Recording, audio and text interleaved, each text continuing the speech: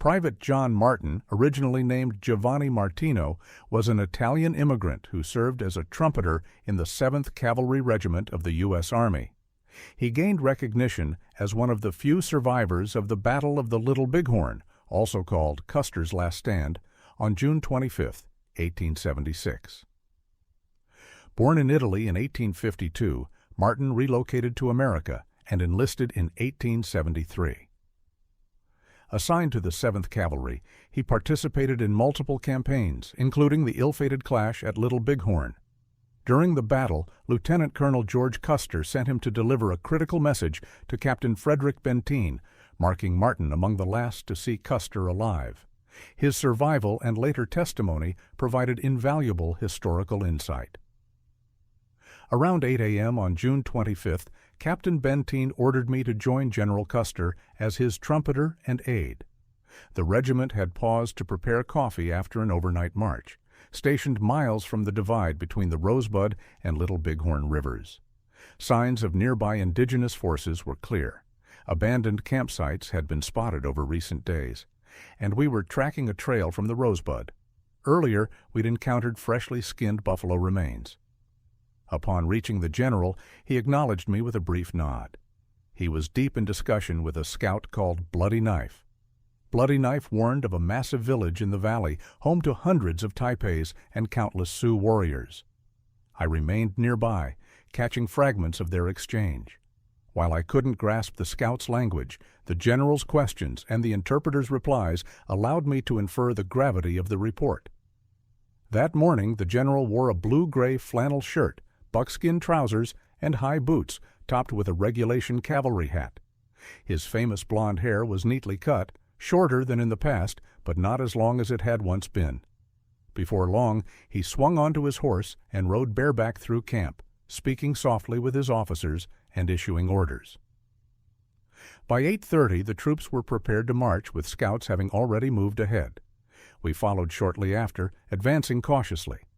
I rode close behind the general, roughly 2 yards to his rear. After nearly 2 hours, we halted at a deep ravine. The general departed with the scouts, leaving me with the adjutant. This was when he climbed to the ridgeline to observe the Sioux encampment Bloody Knife had described. His absence was lengthy. When he returned, reports confirmed fresh pony tracks nearby, proof the Sioux were aware of us. Immediately, he ordered me to blow the officer's call, which I obeyed. This signaled the loss of surprise. Stealth was no longer necessary. For 2 days, we'd avoided trumpet signals and moved silently to evade detection. Now the circumstances demanded action. The officers assembled swiftly, conferring in hushed tones, while the enlisted men stood apart. Once dismissed, they returned to their units. We pressed forward, crossing the ridge by noon. The general murmured something to the adjutant, inaudible to me, and motioned left. Soon after, Captain Benteen and 3 companies peeled away in that direction, including my own. The regiment divided further. Colonel Reno took 3 companies to the left, while General Custer led 5 to the right. I rode directly behind him as we traced a shallow creek feeding into the Little Bighorn. Reno's detachment advanced on the opposite bank, while we kept to the right. Scouts periodically arrived with updates. The general would halt to listen, then occasionally spur ahead to assess the terrain. At intervals, Reno's troops drifted out of sight, only to draw near again, close enough for the general to wave his hat, signaling them to join our flank. We soon encountered a smoldering burial scaffold holding a warrior's remains, set alight by our Indian scouts. On a nearby rise, Scout Fred Gerard noticed figures retreating toward the river and alerted the general, insisting they were fleeing.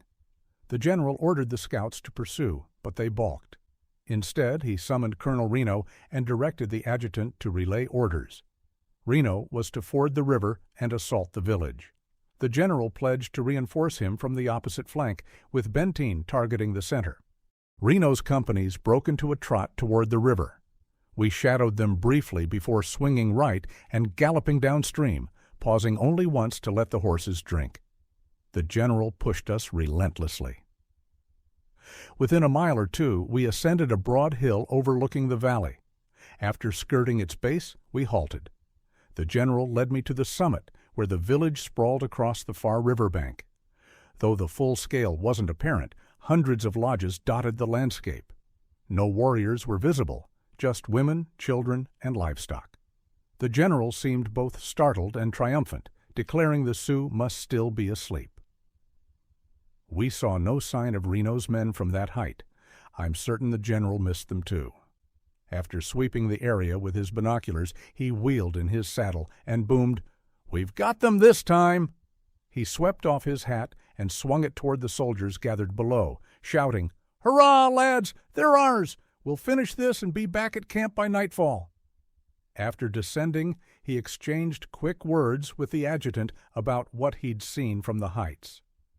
We set off again at a rapid clip until reaching a deep gully running toward the river. The general indicated the path and called me forward. We'd covered about a mile from the hill at alternating trots and gallops, likely 3 miles from where we'd parted with Reno. "Orderly," he commanded, "ride to Colonel Benteen. Push your mount to its limits. Tell him it's a major encampment and I require immediate reinforcement with ammunition packs." He delivered this in one breath. My "yes, sir" was barely out when the adjutant interrupted. "Wait, orderly." He hastily scrawled the message in a pocket journal, ripped out the page, and thrust it at me. "Make all speed to Benteen. Follow our back trail. Return if you can do so safely. Otherwise, remain with your unit." My horse was spent, but I drove it onward. My final glimpse of the column showed them plunging into the ravine, the gray horse troop at their center, all at full charge.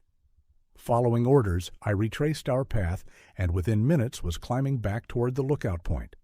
Before reaching the summit, gunfire erupted behind me. Whirling around, I saw warriors emerging, some shooting, others flourishing buffalo hides. They'd been concealed the whole time.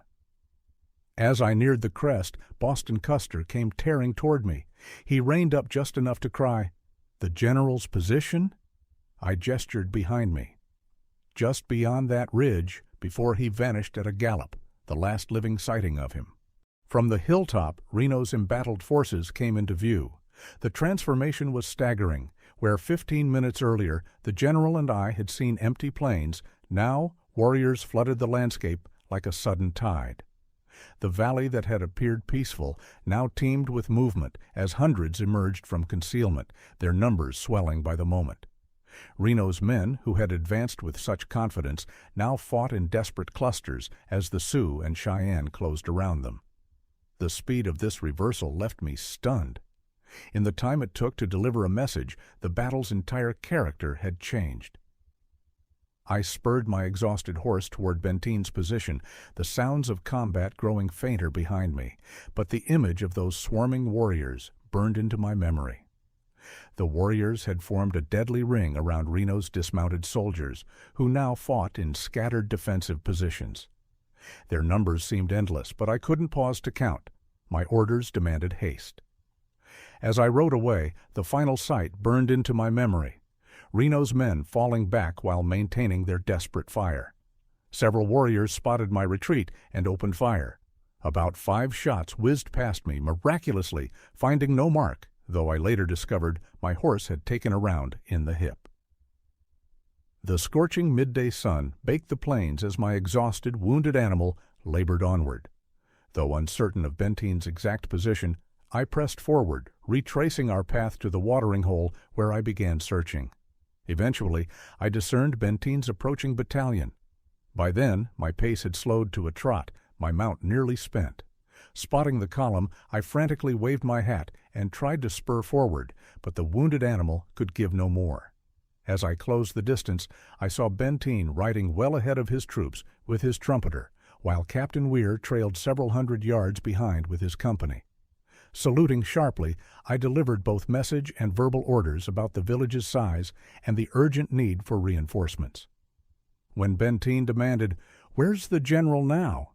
I explained we'd seen fleeing warriors and assumed Custer had already attacked.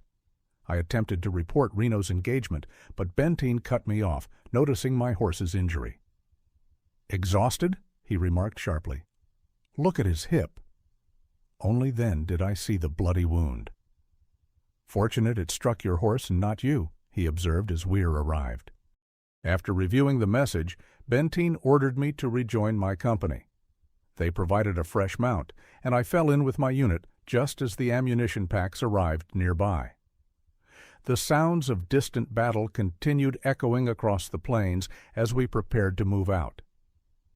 The supply train remained visible about a mile behind us, its mules struggling to maintain pace. We pushed forward faster than the burdened pack animals could match, and soon they disappeared from sight, only a lingering dust trail marking their progress. That concludes today's installment of Forgotten History Central. Remember to like this video, subscribe to our channel, and enable notifications so you never miss an episode. Your support helps our growing community of history enthusiasts thrive. Until next time, keep exploring the past with us.